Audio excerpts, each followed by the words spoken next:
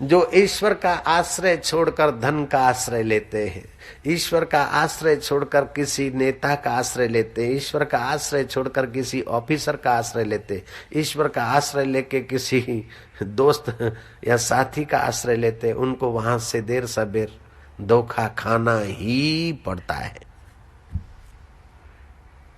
अगर नहीं खाया है तो समझ लेना धोखा खाना पड़ेगा, सावधान रह जाओगे ना। ओ स्पीड ब्रेकर देखते ना तो फिर इतना जंप नहीं आता है गाड़ी को। जय राम जी की ऐसी कथा के द्वारा ये बात सुन ली तो फिर ज्यादा चोट नहीं लगेगी। तो ये तो ऐसा पहले समझ के जब सामने आ जाता है प्रॉब्लम, तो प्रॉब्लम दुख नहीं देता है। जो भरोसा ईश्वर पे करना है, वो भरोसा अगर किसी व्यक्ति पे किया तो कभी न कभी आपके और व्यक्ति के बीच संघर्ष होगा। जो प्रेम परमात्मा को करना चाहिए, वो प्रेम अगर लेडी और लेडी ने एक दूसरे के शरीर को किया तो जरूर आपस में संघर्ष होगा, डाइवर्स होगा। या तो लेडी चली जाएगी, या तो लेडा दूसरी लाएगा, या तो लेडा चला जाएगा, जरूर होगा। ये प्रकृति का अकाट्य नियम है। बजाओ ताली। जो भरोसा परमात्मा पे करना चाहिए, वो भरोसा अगर धन पर अधिक कर दिया तो वो धन तुम्हारी हार्ट अटैक की बीमारी को क्रिएट कर सकता है, अनिद्रा की बीमारी को क्रिएट कर सकता है और चिंता को क्रिएट कर सकता है। जो भरोसा ईश्वर पे रखना है, वो भरोसा अगर धन पर कर लिया तो वो धन दुख देने वाला हो जाएगा। धन का उपयोग करो, कमाओ, रखो, बढ़ाओ, उसका सदुपयोग करो, लेकिन भरोसा परमात्मा का करो। जय राम जी की। वो शाश्वत तत्व है। 1923 में अमेरिका ने दुनिया के बड़े बड़े धनाढ्य लोगों को एकत्रित किया और 1948 में 25 साल के बाद सर्वे किया कि वो धनाढ्य कहाँ है। जिसकी उंगली के इशारे से शेयर बाजार नाचता है, वो धनाढ्य सट्टे के कारण जेल में पड़ा है। जो आलू मार्केट का सर्वोपरि था, वो धनाढ्य डायबिटीज की बीमारी में पड़ा है और धन बिखर गया। किसी के लड़के लोफर हुए और धन चला गया, तो कोई खुद उसका मन गड़बड़ में पड़ा और लवरी के पीछे पड़ा और धन पराया हो गया। तो कोई हार्ट अटैक की बीमारी से मर गया, तो कोई पीड़ित है। 25 साल के बाद उन धनाढ्यों को देखा तो कोई कहीं पड़ा है, कोई कहीं पड़ा है। शास्त्र कहता है अनित्यानि शरीराणि, शरीर अनित्य है, कब प्राण निकल जाए कोई भरोसा नहीं। वैभवो नैव शाश्वतः, ये वैभव शाश्वत नहीं है। नित्य सन्निहितो मृत्यु, हम रोज मौत के नजीक जा रहे हैं। कर्तव्यो धर्म संग्रह, कर्तव्य है कि हम धर्म का संग्रह करें, पुण्यों का संग्रह करें, ये हमारा कर्तव्य है। इस श्लोक को आप उच्चारेंगे। अनित्यानि शरीराणि, अनित्यानि शरीराणि, वैभवो नैव शाश्वतः, वैभवो नैव शाश्वतः। नित्य सन्निहितो मृत्यु, नित्य सन्निहितो मृत्यु। कर्तव्यो धर्म संग्रह, कर्तव्यो धर्म संग्रह। शरीर अनित्य है, वैभव शाश्वत नहीं, और ये शरीर रोज मौत के तरफ बढ़ रहा है। इसलिए कर्तव्य है कि धर्म का संग्रह करे, पुण्य अर्जित करे। भगवान में विश्वास रखने वाले व्यक्ति आराम से पुण्य पुंज एकत्रित कर लेते हैं। डूबव जरव ना बात कछु, तेजे लागी लाग। जहाँ प्रीति काची नहीं, कहाँ पानी कहाँ आग। प्रहलाद कहता है मेरी मोहब्बत कच्ची नहीं है तो मुझे पानी क्या डुबाएगा और आग क्या जलाएगी। और दुश्मन पिता दुश्मन है, पूरा राज्य दुश्मन है, फिर भी प्रहलाद निर्भीक है। ऋषि दयानंद काशी में स्पष्ट वक्ता थे। काशी के लोग विरुद्ध हो गए। शिष्य ने कहा कि गुरुजी अपन इस जगह से कहीं और होते तो 5-25 अपने शिष्य भी होते पक्ष में, यहाँ तो आप अकेले पड़ जाएंगे। दयानंद ने कहा मैं अकेला कैसे हूँ, सत्य मेरी पक्ष में है। ईश्वर से मेरी प्रीति है तो ईश्वर मेरे साथ है, पागलों मैं अकेला क्यों। अकेला तो वो है जो और चीजों पे, नश्वर चीजों पे भरोसा रखता है। जो शाश्वत पे भरोसा रखता है वो अकेला दिखते हुए भी अकेला नहीं हो सकता है। जूझते रहे, जूझते रहे। अलीगढ़ में जब गए ऋषि दयानंद तो किसी ने ठहरने के लिए मंदिर या धर्मशाला का कमरा नहीं दिया। आखिर वो किसी मुसलमान भक्त के यहां ठहरे और रात को कुरान शरीफ पर भाषण करते थे और मुसलमानों को कहते थे कि ला इल्ला इल्लल्लाह, जब खुदा के सिवा कोई नहीं है तो ये काफर है, इनको मारो काटो, ऐसे लोगों की बातों में तुम क्यों आते हो? सब में एक एक में सब ऐसा करके अपने देश को, अपने जाति को, अपने हृदय को क्यों पावन नहीं करते हो? ऐसी बातें नगद सुनाते कि मुसलमानों के आगे वालों ने देखा कि ये हिंदू संत कुरान पर इतना बढ़िया बोल सकते और मुसलमानों के बीच प्रवचन करते और मुसलमानों कोई खरी खोटी सुना देते। आखिर ये बाबा रहते कहाँ हैं? जांच किया कि किसी मुसलमान भक्त के यहाँ रहते। वो आगे वान गए, ऋषि दयानंद से मिले, बोले बाबा पंडितों ने और स्वार्थी लोगों ने तो आपकी खिल्ली उड़ाई और आपकी बदनामी की, तो आपको कोई धर्मशाला में कमरा भी नहीं दे रहा है। अब आप मुसलमान के घर रहते और मुसलमान का खाते और मुसलमान को ही गालियां देते, बाबा ये तो ठीक नहीं करते। बाबा ने कहा देखो, सीधा तो इसका लेता हूं, मैं अपने हाथ से पका के खाता हूं, ये बड़ा मेरा भक्त है। अब जिसका सीधा, जिसका अन्न खाता हूं, उसको अगर असली बात नहीं सुनाऊं तो क्या दूसरे को सुनाऊंगा यार? जयराम जी की।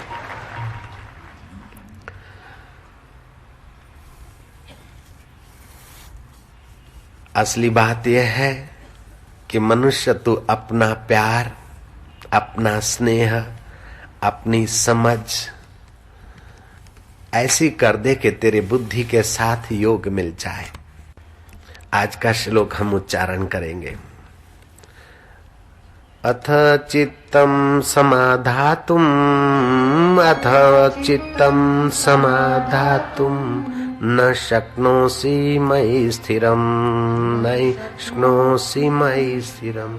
अभ्यास योग योगेन, अभ्यास योगेन तत् मामिच्छन्तु धनंजय, मामिच्छाप्नुतु धनंजय।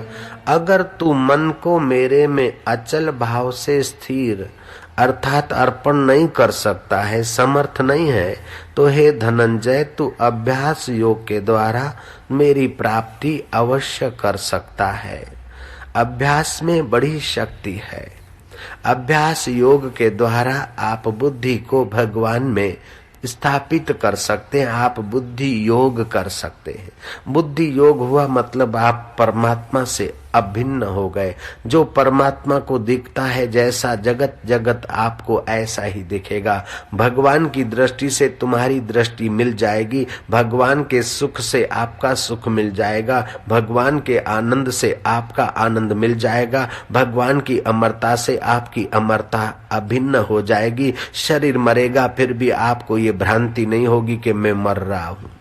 मन में दुख सुख आएगा तभी भी आप देखेंगे जैसे परछाई में कुछ होता और आप अलग होते हैं, ऐसे मन में, तन में, बुद्धि में, अंतःकरण में कुछ भी होता रहे, आपको उसका प्रभाव नहीं पड़ेगा। आप नित्य मुक्त शुद्ध बुद्ध आनंद स्वरूप का अनुभव कर लेंगे, जैसे एकनाथ जी महाराज करते थे, जैसे समर्थ रामदास करते थे, जैसे राजा जनक करते थे, जैसे भगवान कृष्ण का अनुभव है, जो भगवान राम का अनुभव है, जो हनुमान जी का अनुभव है, वह अनुभव आपका हो जाएगा।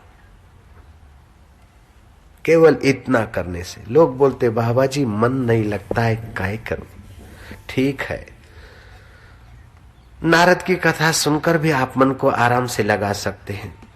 और जगह तो नारद जी को श्राप था, कहीं ज्यादा नहीं ठहर सकते, लेकिन वह श्राप द्वारका में नहीं लगता था क्योंकि द्वारकाधीश रहते थे वहां। नारद जी द्वारका जाए, कृष्ण कह के जाओ बिंद्रावन समाचार ले आओ। नारायण नारायण गए बिंद्रावन, फिर आए द्वारका। अच्छा जाओ स्वर्ग का समाचार ले आओ, गए स्वर्ग में, आए द्वारका। गए वैकुंठ में, आए द्वारका। गए मथुरा में, आए द्वारका। जाने की 50 जगह लेकिन आने की एक। तो 50% मार्क मिलने से पास हो जाता कि नहीं हो जाता विद्यार्थी? हो जाता है, हो जाता है। ऐसे तुम्हारा मन रोटी बनाने गया, ठीक है रोटी बनाए, फिर लाओ वहीं। सब्जी बनाता है, फिर लाओ वहीं। बच्चों को देखता है, फिर लाओ वहीं। ऑफिस को देखता है, फिर लाओ वहीं। इधर को गया, फिर लाओ वहीं। तो सब करते करते एक किया, फिर एक क्षण के लिए वहां ले आए, वो किया फिर लाए, तो जाने की मन की 50 जगह हो जाएगी और आने की एक ही हृदय का द्वार हरिद्वार हो जाएगा। तुम्हारा मन भगवत भाव से पावन होने लगेगा, बुद्धि योग आपको प्राप्त होने लगेगा। ऐसे जो बुद्धि योग को प्राप्त करने वाले भक्त हैं, उनका क्या स्वभाव होता है? बोल रहे उनका स्वभाव तेरी मेरी की बातों में अपना समय नहीं गवाते, जरूरी काम कर लेते मन लगा कर, जरूरी चिंतन कर लेते मन लगा के, बिन जरूरी अपनी खोपड़ी खाली नहीं करते।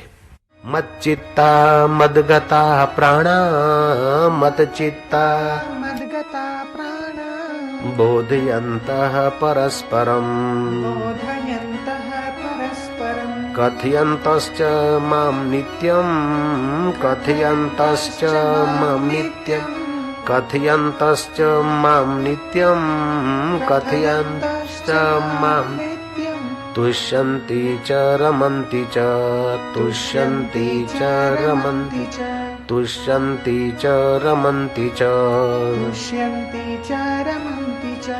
मेरे में चित्त वाले, मेरे में प्राणों को अर्पण करने वाले भक्त जन आपस में मेरे गुण प्रभाव आदि को जानते हुए और उनका कथन करते हुए ही नित्य निरंतर संतुष्ट रहते हैं और मेरे में प्रेम करते हैं। ऐसे बुद्धि योग पाने वाले व्यक्तियों का स्वभाव देखिए, आप ऐसा स्वभाव बनाइए। जगत का चिंतन करने से राग द्वेष बनता है, अंतःकरण मैला होता है, खोखला बनता है। अगर व्यक्तित्व का चिंतन करोगे तो अस्मिता पैदा होगी, अहंकार पैदा होगा जो विफलता की खाई में गिरा देगा। लेकिन भगवान का चिंतन करते तो राग द्वेष और अहंकार भगवत भक्ति में विलय हो जाएगा और आपका हृदय भगवत सामर्थ्य से, भगवत आनंद से, भगवत माधुर्य से, भगवत ज्ञान से और भगवत दृष्टि से आपका अंतःकरण जीवन मुक्त हो जाएगा। सस्तु सारू नमतु ने मफत, बढ़िया में बढ़िया, अच्छा में अच्छा और नमता माल मिलता और मुफ्त में मिलता है। दुनिया में जो बिन जरूरी चीजें हैं उसके लिए बहुत पैसे देने पड़ते हैं और जो बहुत जरूरी है वो मुफ्त में मिलता है। जयराम जी की, आप घर से चलते हैं तो टिफिन तैयार करते हैं, क्योंकि यह रास्ते में बाजार का खाना नहीं, घर से कुछ ले गए, बाजार का खाना नहीं तो बाजार का पानी भी नहीं पीते, तो आप पानी घर से नहीं उठाते, स्टेशन से भर लेंगे। रोटी के लिए जितना टेंशन चिंता या पैसा देना पड़ता है उतना टेंशन चिंता पैसा पानी के लिए नहीं। पानी रोटी से ज्यादा जरूरी है लेकिन आसानी से मिलता है। लेकिन श्वास तो रोटी से पानी से बहुत ज्यादा जरूरी है। श्वास को न घर से स्टोरेज करते हैं, न स्टेशन से स्टोरेज करते हैं, न ट्रेन में स्टोरेज के लिए कोई बर्तन रखते। श्वास तो जहां तहां मुफ्त में आसानी से मिल जाता है। ऐसे ही शराब जीवन के लिए कोई जरूरी नहीं, उसके लिए पैसा देना पड़ता है। और पानी जीवन के लिए जरूरी है, वो आसानी से मिल जाता है। ऐसे जीवनदाता का ज्ञान, जीवनदाता का आनंद बहुत जरूरी है और वो आपको सत्संग के द्वारा मुफ्त में मिल जाता है। डिस्को का आनंद, विस्की का आनंद, यहाँ लेडी लेडों का आनंद, इसके लिए तो बहुत कुर्बानी करनी पड़ती है और आपको परिणाम में शोक, ताप और आसक्ति का दुख देता है। तो बहुत जरूरी है, वो सहज में मिलती, हम लोग कदर नहीं करते। बड़े बड़े राजे महाराजे राजपाट छोड़कर गुरुओं को खोजते थे। मेरे से किसी ने पूछा कि बाबा आपको जब 3 साल की उम्र में ये चमत्कार हुए, 10 साल की उम्र में रिद्धि सिद्धियां आ गई, फिर काली की, हनुमान की, राम की, शिव की उपासना की और 22 साल तक आपने ये चमत्कार, ये अनुभव किए, फिर गुरुदेव मिले और परमात्मा का साक्षात्कार हुआ, तो बाबा जी फिर तुम उस एकांत हिमालय की गुफाओं को छोड़कर गाँव क्यों घूमते? जिसको गरज होगी वहां आ जाएगा, आपको क्या लेना देना है?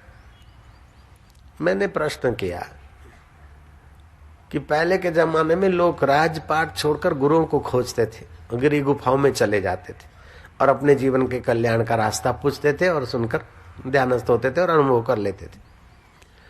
और आज ये जमाना नहीं है। तो तुमने जो सवाल पूछा है, मैं सवाल पूछूंगा, उसमें ही तुम्हारा जवाब है। आदमी बीमार होता है तो क्या करता है? बोले बीमार होता है तो डॉक्टर के पास जाता है। मैं क्या, अगर बहुत ज्यादा बीमारी है तो क्या करता है? बोले डॉक्टर हॉस्पिटल छोड़ के उसके घर में आता है। पहले थोड़े पाप ताप थे और आदमी की बेवकूफी थोड़ी थी, आसक्ति थोड़ी थी, तो थोड़ा बहुत धंधा व्यापार ये करके फिर संसार का त्याग करके गुरुओं के पास जाता था दवाई लेने मुक्ति की।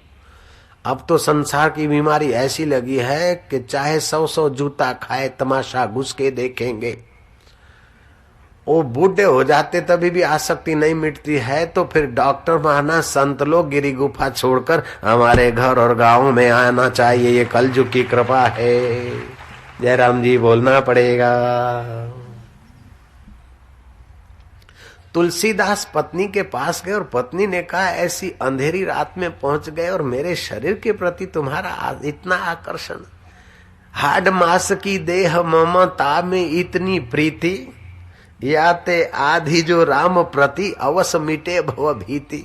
बोले देवी फिर से बोलो, फिर से कह दिया देवी ने, और वो कामी तुलसीदास महासंत तुलसीदास हो गए। अब तो लेडियां रोज सैंडल सुंगाती है फिर भी साहब की आसक्ति नहीं जाती। तमाशा घुस के देखेंगे चाहे 100 सैंडल खाए। जयराम जी की तेरे बिना भी क्या जीना। महाराज तो ऐसी आसक्ति हो गई। तो महाराज सत्संग भी हमको इतना ही आसान मिल गया, ये भगवान की करुणा कृपा है। अब हमारा कर्तव्य है कि व्यवहारिक जीवन में भगवत चिंतन करे, भगवत सुमरण करे, आपस में बातचीत करे तो कथा की बात करे, आपस में बातचीत करे कि बोले भगवान है और उनकी सत्ता से आंखें देखती है, तो अरे जिसकी सत्ता से आंख देखती है वो कैसा होगा। अभी मैं क्या जानूं कैसा होगा, लेकिन सुना है गोपियों के गीतों से कि वो तो नंद नंदन यशोदानंदन साकार भी है और निराकार भी है। अच्छा तो निराकार भी है साकार भी है, तो कब मिलता है कैसे मिलता है? तो तीसरी ने कहा कब मिलता है कैसे मिलता है ये क्या बात करती है, वो तेरे से कभी बिछड़ा नहीं है, लेकिन मिलने की तड़प हो तो अभी मिल जाता है। हाँ, इस प्रकार की आपस में बातें करो तो तुम्हारी बातें बंदगी हो जाएगी। योगियों को जो आत्म सुख मिलता है घरों में वो आत्म सुख आने लग जाएगा। वो तो ऐसी है, फलानी तो ऐसी है, फलाने की बहू तो देख गोरी तो है लेकिन उसका नाक जरा दबा हुआ है। अब तेरे को क्या उसके नाक से लेना देना। फलाने का लड़का तो बहुत अच्छा है लेकिन उसकी दुल्हन जो है ना जरा सा सांवरी है। अब वो सांवरी है या गोरी है, लड़का मोटा है या पतला है, इस झंझट में तू क्यों पड़े, तू तो राम भजन कर। फलाना है ने बहुत पैसे हो गए, हाँ बहुत पैसे हो गए, क्या करे, अपन लोग तो गरीबी में मर रहे, उसके पास तो बहुत पैसे। ऐसा करके जेलसी पैदा मत कर, और मेरे पास बहुत पैसे और ये गरीब अभागे, ऐसा सोचकर बेवकूफी मत कर। कहीं गरीबी का पाठ अदा कर रहा है तो कहीं अमीरी का पाठ अदा कर रहा है, कहीं संत होकर उपदेश दे रहा है तो कहीं साधक होकर सुन रहा है। मेरे भगवान की लीला अपरंपार है। कीड़ी में वो छोटा दिखता और हाथी में बड़ा दिखता है। इस प्रकार का चिंतन करो तो तुम्हारा भगवत भजन हो जाएगा। कीड़ी में तू नानो लागे, हाथी में तू मोटो क्यों। कीड़ी में तू नानो लागे, हाथी में तू मोटो क्यों। बण मावत ने माथे बैठो, हाकण वालो तू को तू। बण मावत ने माथे बैठो, हाकण वालो तू को तू। ऐसो खेल रचो मेरे दाता, जान देखूं वहाँ तुमको तू। ऐसो खेल रचो मेरे दाता, जान देखूं वहाँ तुमको तू। बण बालक ने रोवा लाग्यो, छानो राखण वालो तू। बण बालक ने रोवा लाग्यो, छानो राखण वालो तू। ले झोली ने मागण लाग्यो, देवा वाळो दाता तू। ले झोली ने मागण लाग्यो, देवा वाळो दाता तू। कर चोरी ने भागण लाग्यो, पकड़ने वालो तुमको तू। कर चोरी ने भागण लाग्यो, पकड़ने वालो तुमको तू। कीड़ी में तू नानो लागे, हाथी में तू मोटो क्यों। कीड़ी में तू नानो लागे, हाथी में तू मोटो क्यों। बण महावत ने माथे बैठो, हाकन वालो तू को तू। बनमावत ने माथे बैठो हाकण वालो तू को तू। पण बालक ने रोवा लाग्यो छानो राखण वालो तू। पण बालक ने रोवा लाग्यो छानो राखण वालो तू। बच्चा बनकर वही चैतन्य बालक होकर आया, वाह वाह वाह। माँ बनकर वो देख कौआ है, वो देख चिड़िया। अरे रोने वाला भी तू चैतन्य और हंसने वाला हंसाने वाला भी तू चैतन्य। माँ के अंदर करुणा कृपा बरसाती हुई निगाहें भी तेरी है और बच्चे के अंदर उआ उआ करती हुई दिल की धड़कनें भी तेरी है। प्रभु तेरी लीला अपरंपार है। बच्चों को खिलाते खिलाते भी भगवान की बंदगी हो सकती है। बण बालक ने रोवा लाग्यो छानो राखण वालो तू। बण बालक ने रोवा लाग्यो छानो राखण वालो तू। बण बालक ने रोवा लाग्यो छानो शुक्ल। बण बालक ने रोवा लाग्यो छानो राखण वालो तू। वे झोली ने मागण लाग्यो देवा वालो दाता तू। झोली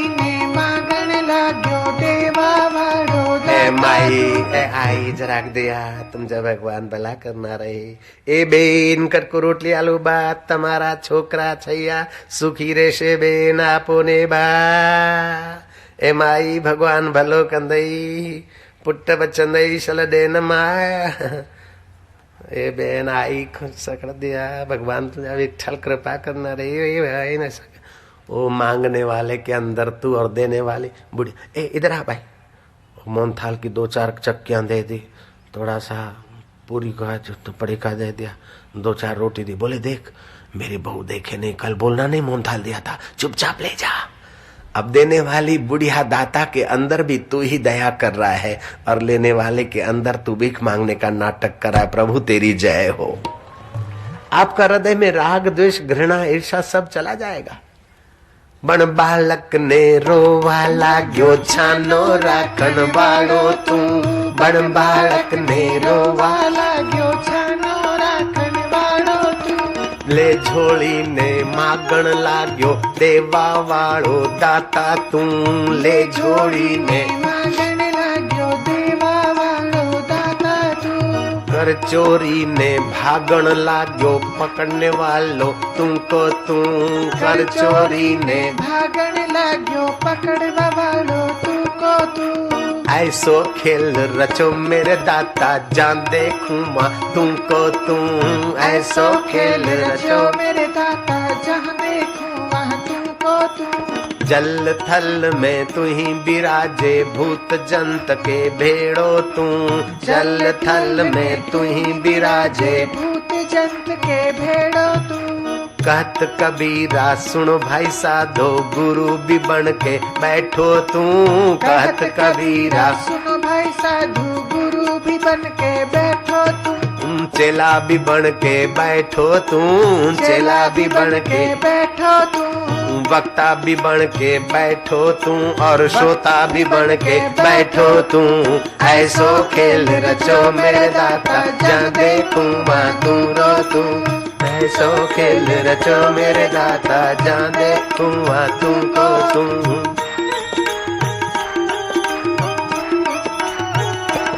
विठल की गाड़ी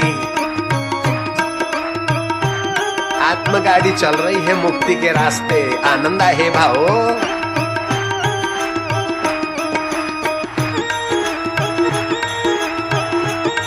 खाली बसा।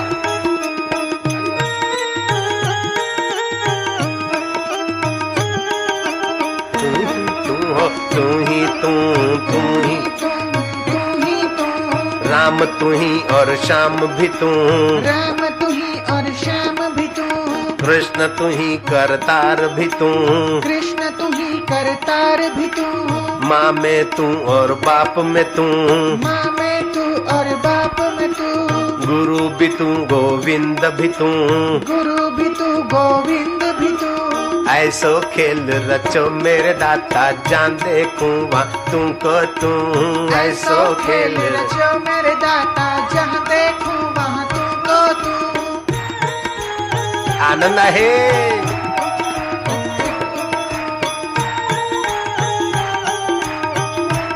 भक्ति रस में पाप ताप जल जाते, बह जाता है ईगो और अहंकार।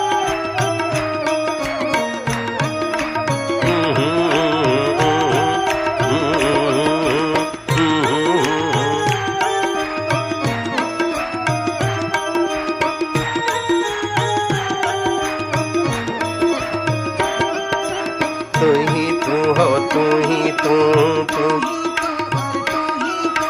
ज्ञान भी तू, ज्ञानदाता तू, ज्ञान भी तू, ज्ञानदाता भी तू, भक्त में तू, भगवान में तू, भक्त में तू, भगवान में तू, राम में तू, रहमान में तू, राम में तू, रहमान में तू, गोविंद तू, गोपाला तू, गोविंद तू, गोपाला तू, सुखी में तू, सुखदाता तू, सुखी में तू, सुखदाता में तू, दुखी में तू, दुख दृष्टा तू, दुख में तू, दुख दृष्टा तू, ऐसो खेल रचो मेरे दाता, जहाँ देखूं वहाँ तुमको तू। ऐसो खेल रचो मेरे दाता, जहाँ देखूं।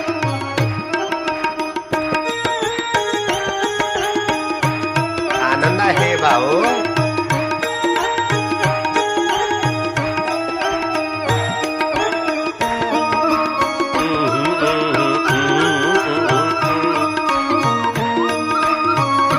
जाम पर जाम पीने से क्या फायदा, रात बीती सुबह को अल्कोहल उतर जाएगी। तू भक्ति रस की प्यालियां पी ले, तेरी सारी जिंदगी सुधर जाएगी, सुधर जाएगी।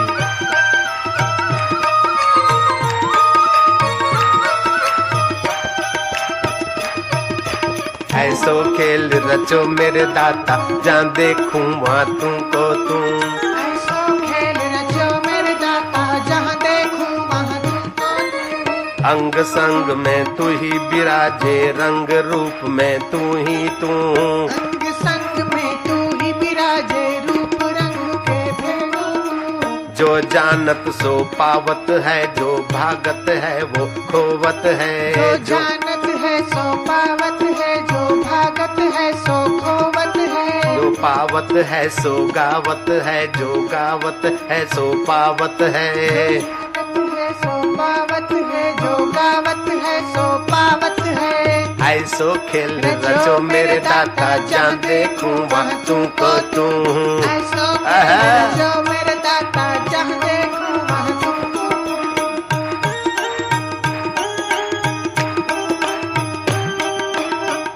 आनंद आहे,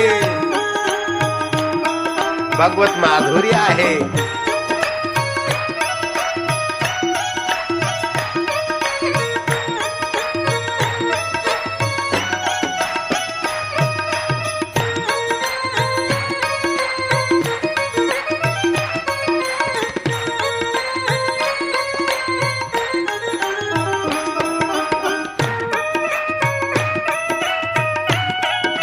तू ही तू, तू ही तू हो, तू ही तू, तू ही तू हो, तू ही तू। राम तू ही, श्याम तू ही, राम तू ही और श्याम तू ही। शिव तू ही, शंकर भी तू। शिव तू ही, शंकर भी तू। अम्बा तू, गौरी भी तू। अम्बा तू, गौरी भी तू। गणपति तू, गोपाल भी तू। गणपति तू, गोपाल भी तू। ऐसो खेल रचो मेरे दाता, जहाँ देखूं वहाँ तुमको तू। ऐसो खेल रचो मेरे दाता, जहाँ देखूं वहाँ तुमको तू। जहाँ देखूं वहाँ तुमको तू। जहाँ देखूं वहाँ तुमको तू। जय हो, जय हो।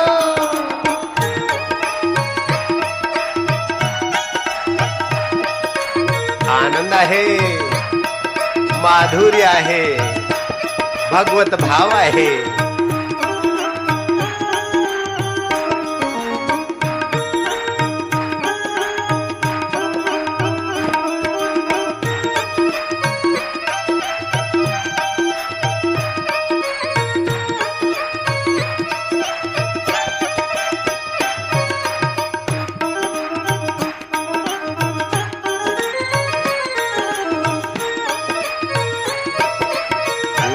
तू हो, तू ही तू, तू ही तू हो, तू ही तू हो, तू ही तू हो, तू ही तू, तू ही तू हो, तू ही तू, प्रभु तू ही तू, तू ही तू, तू ही तू हो, तू ही तू, तू ही तू, प्रभु तू ही तू। भगवान का चिंतन करने से भगवताकार वृत्ति पैदा होती है। भागवत धर्म जीव को मरने के बाद नहीं, जीते जी मुक्ति का अनुभव कराने का सामर्थ्य रखता है। भगवताकार वृत्ति उत्पन्न होने से वो भक्त भागवत हो जाता है। भागवत की दृष्टि में सुख महत्वपूर्ण नहीं है और दुख महत्वपूर्ण नहीं है। सुख और दुख आने जाने वाले प्रकृति के परिणाम है, परमात्मा महत्वपूर्ण है। गौरांग महाप्रभु चैतन्य महाप्रभु हो गए बंगाल में। वो गए भगवान के दर्शन करने के लिए। न्याय शास्त्र के अद्वितीय विद्वान थे और इतना रूप लावण्य और गौर वर्ण था, इसलिए लोग उनको गौरांग बोलते थे। बड़े खूबसूरत थे। वे युवक गए जगन्नाथ जी के दर्शन करने और एक टक भगवान का दर्शन करते करते मानो उनका मन रूपी पक्षी पिंजरे से निकला और गगनगामी हो गया। अब वो आए अपने गांव में, लेकिन पाठशाला चलाते थे। अब संसार के कावे दावे मेरे तेरे में मन नहीं लगता। उसी परमात्मा के आनंद में सराबोर रहने लगे। विद्यार्थियों ने कहा कि गुरुजी आप हमें न्याय शास्त्र पढ़ाओ। गुरु ने कहा भाई और शिक्षकों से पढ़ लो, मैं तो जो पढ़ना चाहिए उसी को पढ़ रहा हूं भी। गुरुजी आप बड़ा प्रेम से पढ़ाते, हमें थोड़ा पाठ लगवा दीजिए। गौरांग ने कहा चलो न्याय शास्त्र का सिद्धांत पढ़ो।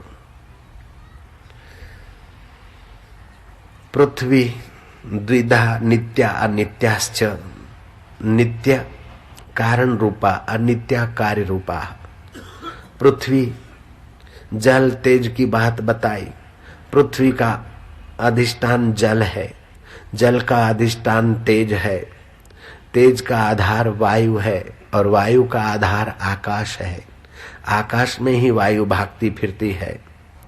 आकाश का आधार महतत्व है, महतत्व का आधार प्रकृति है।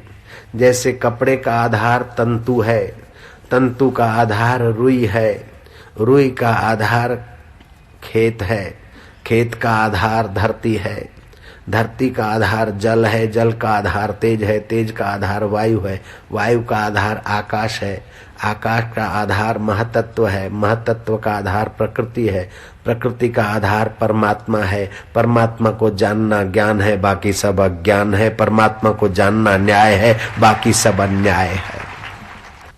कबीर जी कहते हैं साहिब है मेरो रंग रेज, चुनरी मोरी रंग डारी, दिल की चुनरिया रंग दी।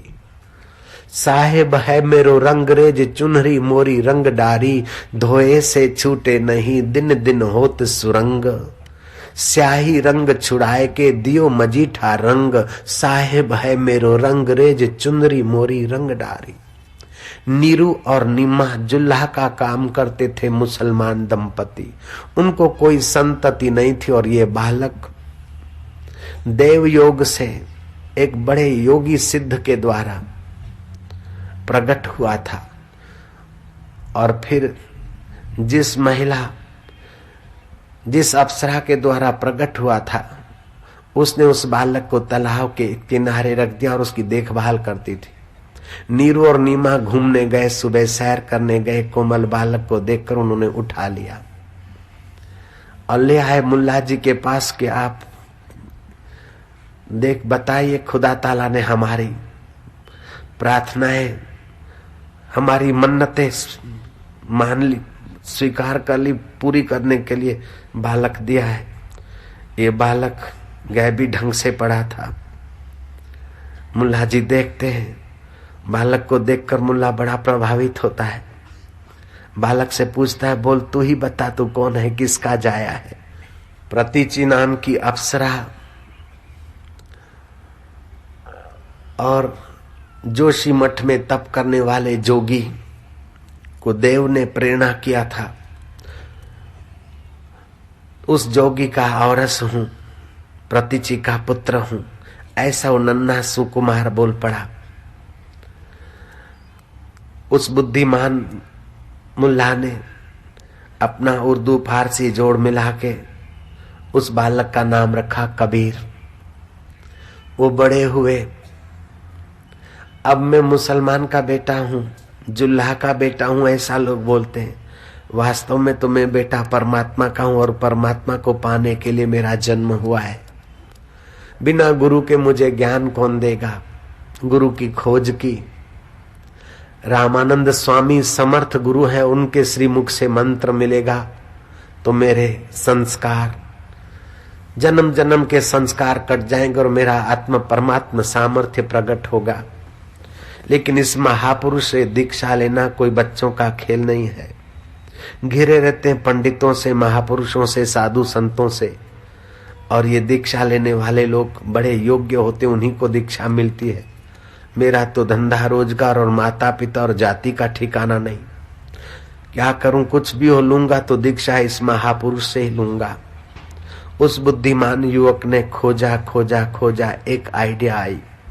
रामानंद महाराज के आश्रम में पहुंचना या उनके निकट पहुंचना तो बस की बात नहीं है, लेकिन प्रभात को ये महापुरुष स्नान करने जाते। स्नान 5 प्रकार के होते हैं। एक होता है ब्रह्मवेताओं का ब्रह्म स्नान, ध्यान में से उठ, नींद में से उठे, अपना ब्रह्म ध्यान किया, शुद्ध बुद्ध स्वरूप का। दूसरा होता है ऋषि स्नान, ऋषि मन ही मन तीर्थों का स्मरण करके आकाश में तारे हैं और नहा रहे हैं। तीसरा होता है तीर्थ स्नान, तीर्थों में जाकर स्नान किए। चौथा होता है देव स्नान, सूर्योदय के पहले ही देव का चिंतन करते स्नान किया। 5वां होता है मानवी स्नान, सूरज उगने के पहले जहां तहां स्नान कर लिया, मानवी स्नान। 5वां होता है दैत्य स्नान, उठे सूरज उग गया, चाय पिया, नाश्ता किया, जरा मुंह में आग लगाई, नाक से धुआं निकाला और बाद में नहाए, इसको दैत्य स्नान बोलते। कम से कम मानुषी स्नान कर लेना चाहिए, इससे सत्व गुण बढ़ता है, पुण्य भी बढ़ता है और स्वास्थ्य में मदद मिलती है। वो महापुरुष तो ब्रह्म स्नान भी करते थे, ऋषि स्नान भी करते थे। आकाश में तारे हैं, उस समय वे उठकर नदी में जाते, गंगा जी में, काशी में गंगा किनारे स्नान करने जाते।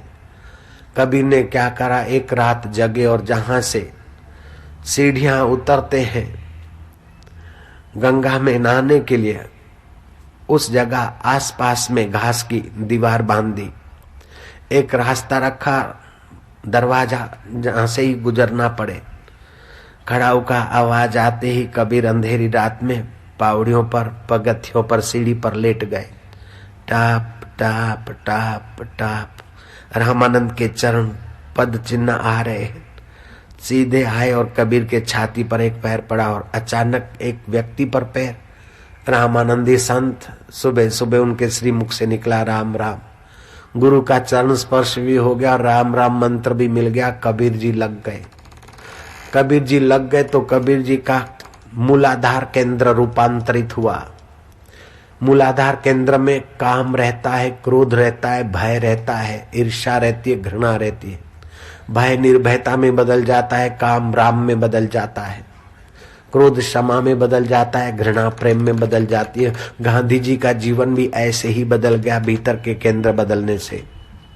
जो बड़े कामी अपने को मानते थे और राम की प्रार्थना करते करते उनका केंद्र रूपांतरित हुआ, वो 40 करोड़ के तारणहार भी हो गए। ये भीतर के केंद्रों के रूपांतर का चमत्कार है।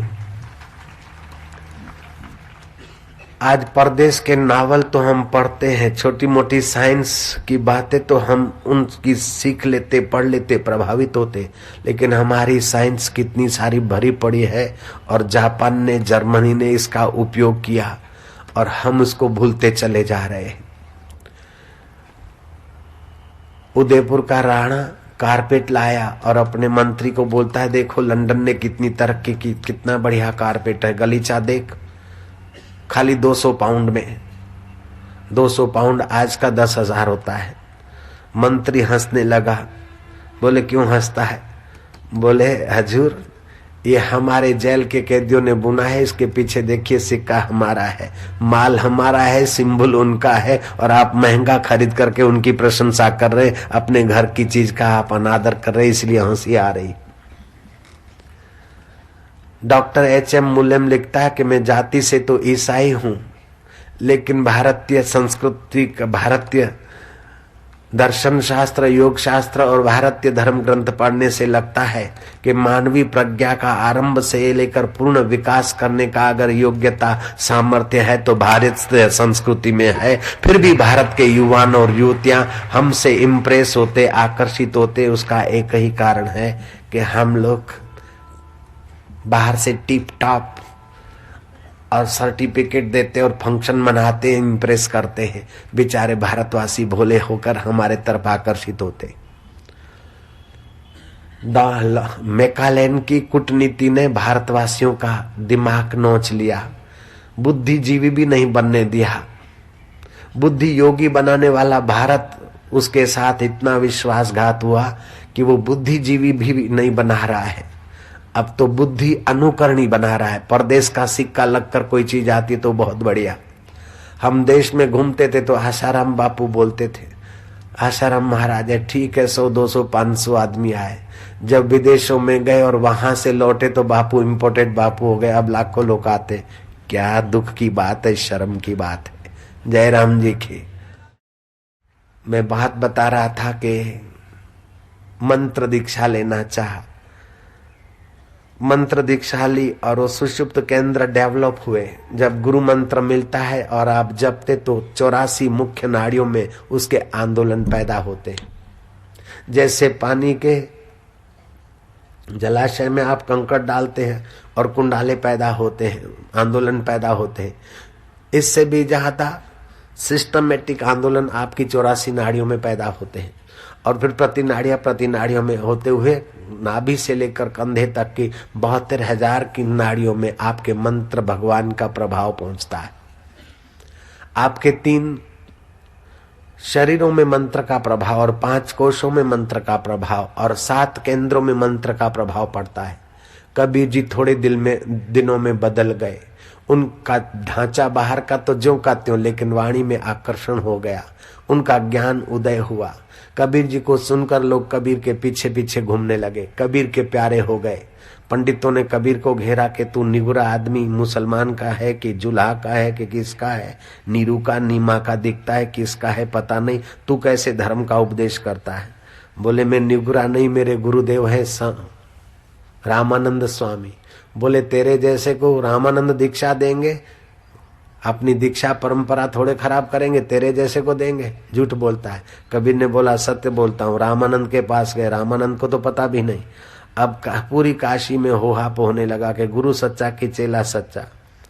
चेला बोलता है मेरे गुरुदेव वो है और दीक्षा ली है, और गुरु बोलते मैंने दीक्षा नहीं दी, और गुरु जी झूठ बोले ये संभव नहीं, और चेला में योग्यता है इसका भी अस्वीकार नहीं कर सकते। आखिर गुरु जी ने कहा भाई गुरु चेले की चर्चा कुछ हित के लिए करो, समाज की श्रद्धा तोड़ने के लिए अगर संतों की चर्चा करते तो पाप के भागी बनोगे। किसी की श्रद्धा बनाना तो पुण्य है, उसकी श्रद्धा तोड़ना महापाप है। मैं वीडियो कॉन वाले का एक वॉशिंग मशीन छीन लूं, 2-4 टीवी छीन लूं तो इतना पाप नहीं लगेगा। 1-2 लाख रुपया छीन लूं तो कोई इतना पाप नहीं लगेगा सेठ से, जयराम जी की। लेकिन उनकी श्रद्धा छीन लेता हूं तो महापाप होगा, क्योंकि उसी श्रद्धा के धागे से वो परमात्मा तक पहुंच सकते हैं। किसी की श्रद्धा छीनना या श्रद्धा तोड़ना बहुत पाप माना जाता है। रामानंद स्वामी ने कहा कि पंडितों, जिसने लिया है मेरे से दीक्षा उसको आमने सामने कर दो, हो जाए छुट्टी। लोगों की श्रद्धा के साथ क्यों खेलते हो?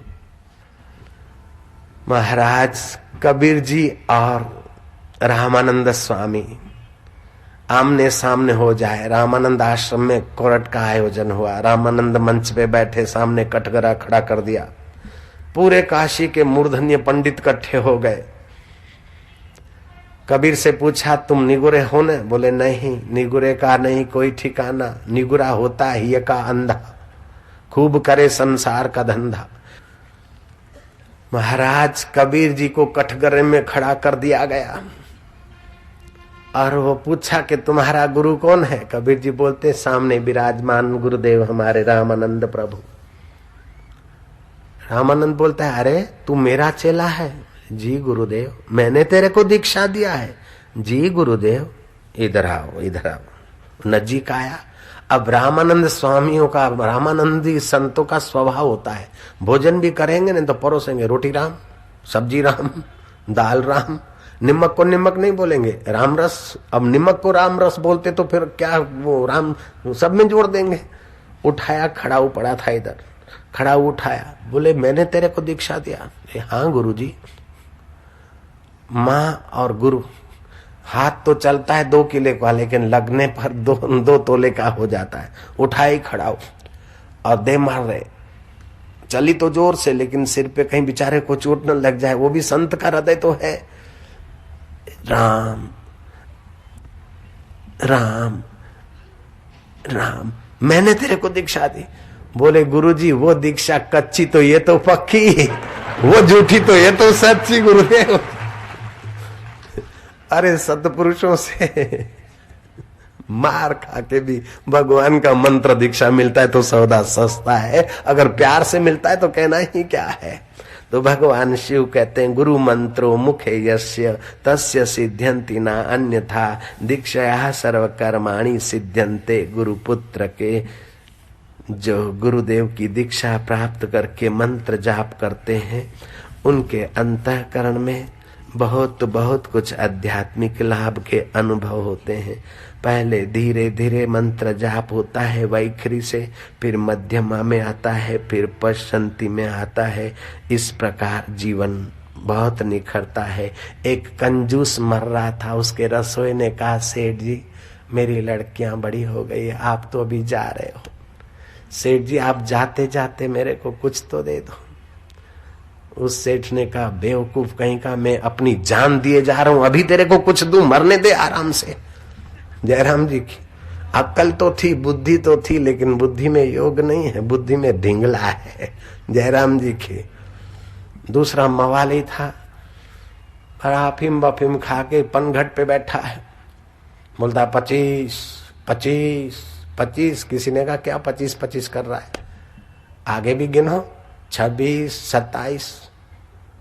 बोले नहीं 25 25 ही होता है। बोले आगे भी होता है, बोले आगे नहीं होता है, बोले होता है। बोले जरा इधर आ तेरे को दिखाऊं।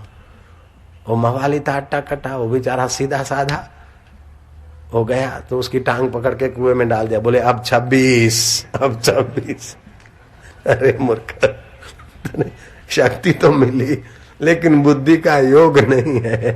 बुद्धि में बेवकूफी है, बुद्धि में द्वेष है, बुद्धि में लोभ है, बुद्धि में स्वार्थ है, बुद्धि में संकीर्णता है। ना ना, बुद्धि में योग भर दीजिए, आपका मंगल होगा। ये आपका पुण्य है कि आपको सेवा का अवसर मिला है और आप सेवा करके आनंदित होते हैं। तो आपके माता पिता दादा परदादे का कोई शुभ है तो भगवान करे आपका और शुभ फले फूले, भगवान करे कि आपका हृदय और बुद्धि योग के तरफ जाए तो आपका तो कल्याण हो जाए। आप जिससे मिले उसको भी आनंद और माधुर्य आ जाए। आप ऐसा बन सकते हैं लाला। तो भगवान का चिंतन करने से, भगवान का स्मरण करने से, भगवान नाम जप करने से हमारा मंगल होता है।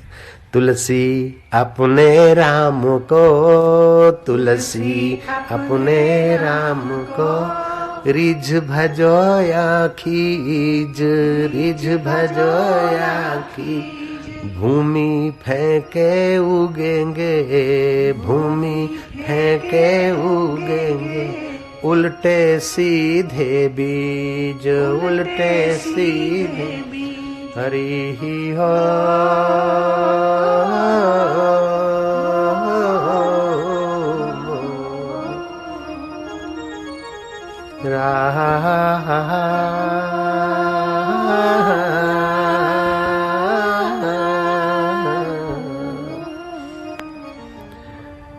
सूत जी कहते हैं शौनक को कि जिसने मनुष्य जन्म पाकर भगवत कथा नहीं सुनी वो द्विपाद पशु है, दो पैर वाला पशु है।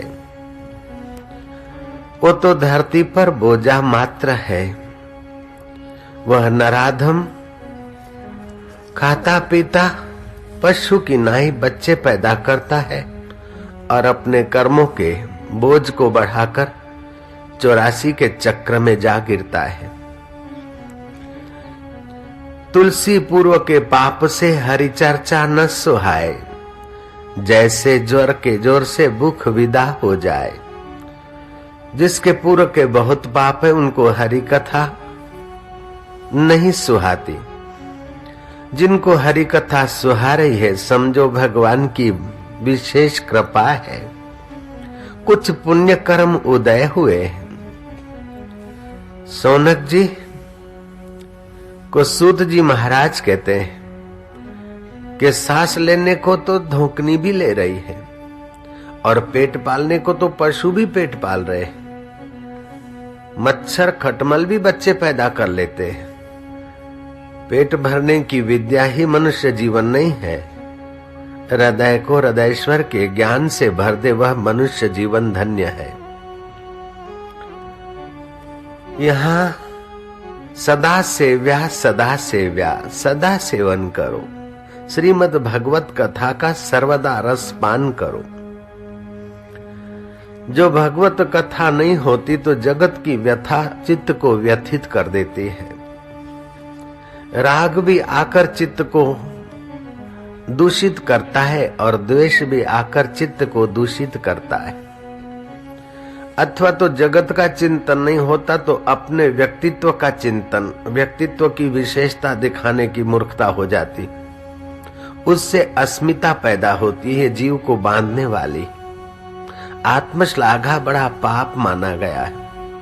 जो भगवत कथा नहीं करेंगे, भगवान की महिमा नहीं जानेंगे, भगवान के गुणगान नहीं करेंगे और भगवान के स्वरूप का श्रवण नहीं करेंगे, भगवान के स्वरूप का चिंतन नहीं करेंगे, भगवान के स्वरूप का मनन नहीं करेंगे, भगवान के स्वरूप का नित्य ध्यासन करके नित्य सुख में गोता नहीं मारेंगे, वो अपने आप के दुश्मन हो जाते।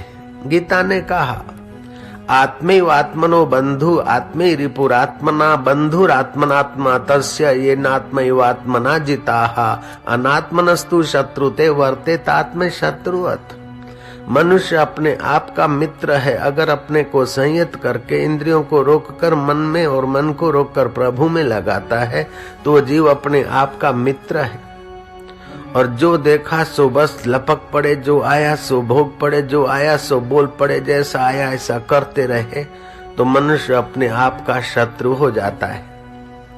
भगवत कथा से दोष मिटते हैं, भगवत कथा से ज्ञान उदय होता है, भगवत कथा से संयम की प्राप्ति होती है, भगवत कथा से सदाचार का संचार होता है अंतःकरण में, व्यवहार में। भगवत कथा से चित्त भगवताकार बनता है। इसलिए भगवत कथा का सेवन करना चाहिए। अकेले में बैठकर भगवान के गुणगान गाने चाहिए, गुनगुनाना चाहिए, कीर्तन करना चाहिए भगवान के लिए। कभी दो प्रेम के आंसू बहाना चाहिए कि नाथ तुम कब मिलोगे, कैसे मिलोगे। आयुष्य क्षीण हो रहा है परमेश्वर। रोज रोज सूर्योदय होता है, सूर्यास्त होता है, जिंदगी का एक एक दिन कटता जा रहा है। ये हमारा आयुष्य क्षीण हो जाए उसके पहले हमारा अज्ञान क्षीण हो जाए नाथ।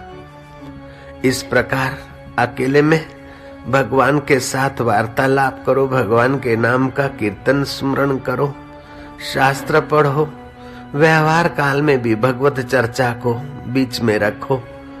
काम करने के पहले एक आध मिनट के लिए ही सही, जहाँ से काम करने की सत्ता स्फूर्ति मिलती है उस परमेश्वर में गोता मारो। काम करने के बाद भी अपने अंतर आत्मा में गोता मारो कि मेरा कार्य तुझे पसंद पड़ा कि नहीं। लोगों ने चाहे वाह वाह की, चाहे किसी ने उंगली उठाई, लेकिन हे मेरे विठ्ठल, हे मेरे केशव, हे मेरे गजानंद, हे मेरे अंतरात्मा, मेरा व्यवहार ऐसा हो कि तेरी प्रसन्नता हो। हे परमेश्वर, सर्व भावे न भारता, मैं सर्व भाव से शरीर से जो काम करूं तेरी प्रसन्नता का करूं, मन से जो चिंतन करूं तेरी प्रसन्नता के लिए करूं, बुद्धि से जो निर्णय करूं वो तुझे पाने का निर्णय करूं। मेरे भगवान तू मुझे वो सत्य बुद्धि देना सच्चिदानंद। कलयुग में दोष तो अनेक है, लेकिन हरि नाम से जो लाभ होता है वो अद्भुत है। कलयुग में हरि कथा और हरि नाम से जो लाभ होता है वो कलयुग के दोषों को दूर कर देता है। देव हे हरि, तेरी कथा मुझे प्यारी लगे, तेरा नाम मुझे प्यारे लगे और तेरे प्यारे संत का सानिध्य मुझे प्यारा लगे। हे परमेश्वर, तू मीरा का कन्हैया, तू ही शबरी का राम, तू ही तुकाराम का विठल और तू ही एकनाथ जी का अलग और तू ही कबीर का अव्यक्त। हे मेरे परमेश्वर, हे मेरे गोविंद, हे मेरे गोपाल। इस प्रकार भगवान के भिन्न भिन्न नामों से भगवान के गुणगान करते करते अभिन्न नारायण के चिंतन से जो अपना हृदय पावन करता है वो कलयुग के दोषों से अपने को पार कर लेता है।